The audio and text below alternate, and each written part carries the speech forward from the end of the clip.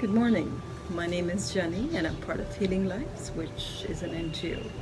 A big warm hello to all of you, whichever part of the world you are in.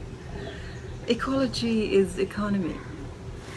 Now, whether that is a statement or a question, in my opinion, it should not even be up for debate, especially from the most intelligent form of life on this planet.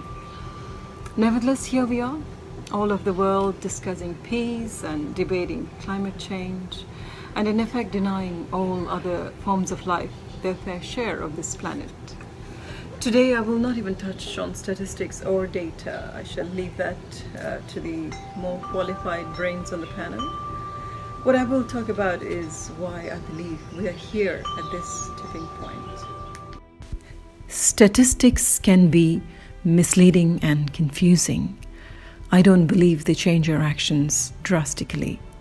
What I do believe is that even if each one of us can help preserve, protect, or save one tree at a time, one animal at a time, or one lake at a time, and inspire others to do the same, that is enough. I do not need to know that 1 billion animals have perished in the Australian wildfires, or millions of acres of rainforest have been destroyed in the Amazon, or the once purest and cleanest rivers in India are now the most polluted and dirty dumping grounds for me to act.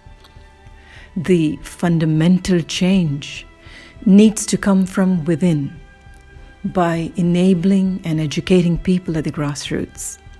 And I'm going to digress here and address a bit more than ecology that has brought us to this tipping point.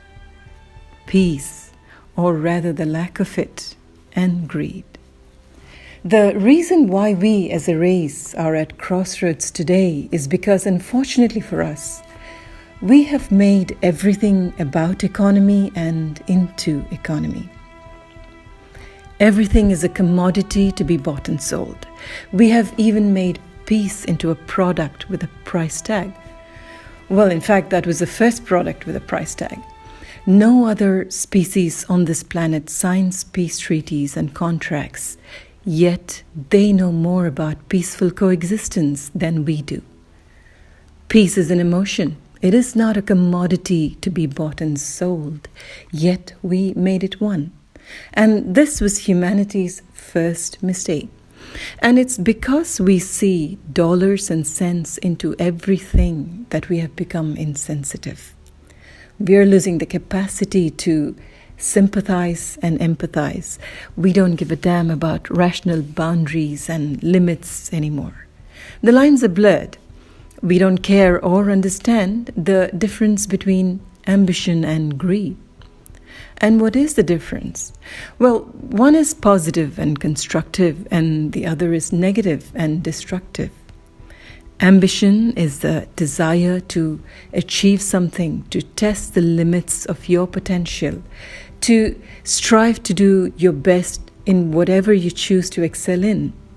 Greed, on the other hand, is a desire to hoard everything and to possess more than you need at any cost. Ambition can be fulfilled. Unfortunately, greed cannot. As a species, we have made a circus, a theater, a spectacle of everything we touch, and this is what we thrive on. The thing is, when we see injustice, abuse, and exploitation staring at us vividly, some days more than on others, it galvanizes us. We protest. Politicians, activists, religions, nations, everyone takes sides. They discuss it threadbare and rip it to shreds. And then nothing happens. Nothing changes. Now, this needs to stop. We really need to just stop talking and start acting. We are the most intelligent, resilient, adaptable, and capable species on the planet so far, and we need to act with responsibility and accountability. We shouldn't need anyone or anything to constantly remind us of the consequences of our actions. And if this COVID crisis has taught us anything at all, it is that life is indeed unpredictable, temporary, and unrelenting. being kind, being responsible, protecting animals and nurturing nature. This cannot be a trade or barter. It is the fundamental duty of every conscientious, decent human. And I truly hope that with time, we will see a humanization of politics, of business enterprises, rather than the politicization, the commercialization of humanitarian aid and of the ecology.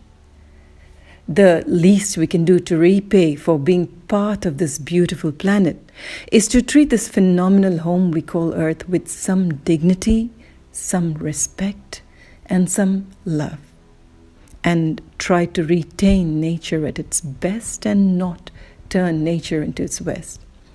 There is no need to wait for miracles, because even in pitch darkness, the tiniest candle casts a ray of light and shows the way.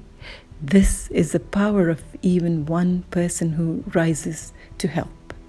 So people like Ranjit and the Balipara Foundation and each one of you are the rays of light that the world so badly needs now in its hour of darkness.